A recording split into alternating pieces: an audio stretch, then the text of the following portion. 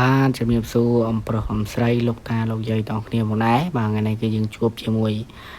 គូចិត្តណាបាទគូចិត្តម្ដងទៀតហើយពេលនេះដែរគឺបងអូនកំពុងតែ live ណាបាទដែល live នៅតំណឆ្នោតនៅក្នុងបណ្ដាញសង្គម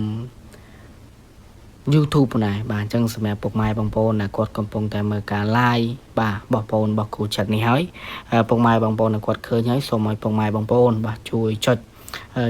សញ្ញាមេដៃបាទមេដៃហើយនឹងចុចសញ្ញាជាវសញ្ញាកណ្ដឹងម្នាក់មួយទាំងគ្នាផងដែរដើម្បីទទួលបានលេខហេងលេខល្អយកទៅលេងជារៀងរាល់ថ្ងៃផងដែរណាបាទពុកម៉ែបងប្អូនទាំងគ្នា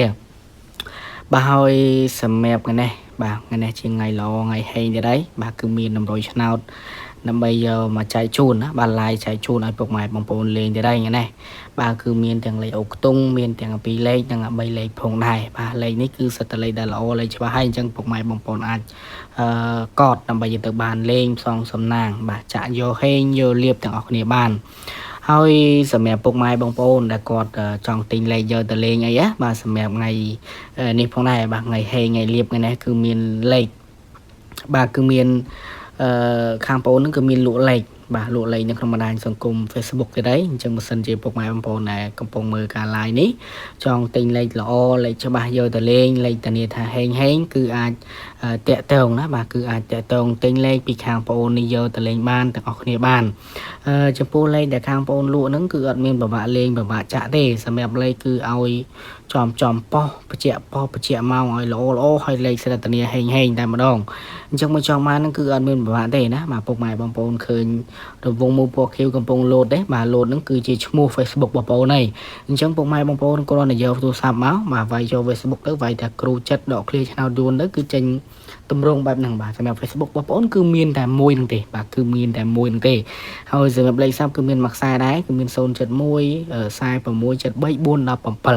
417ចងខលមកតាមលេខក៏បានឆាតមកតាម Facebook ក៏បានដែរហើយសម្រាប់លេខវិញបាទសម្រាប់លេខដែលខាងបងប្អូនលក់ហ្នឹងគឺមានលេខតូចបាទលេខតូចតែមួយគ្រាប់ទេហើយលេងទៅ3ប៉ុស្3សរីហើយចូលចំសគុណតែ150,000នេះទេណាបាទសគុណ150,000នេះហើយសគុណ150,000នេះពុកម៉ែបងប្អូនលេងជាមួយខាងបងប្អូនមិនបាច់ភ័យទេមិនបាច់ភ័យរឿងថា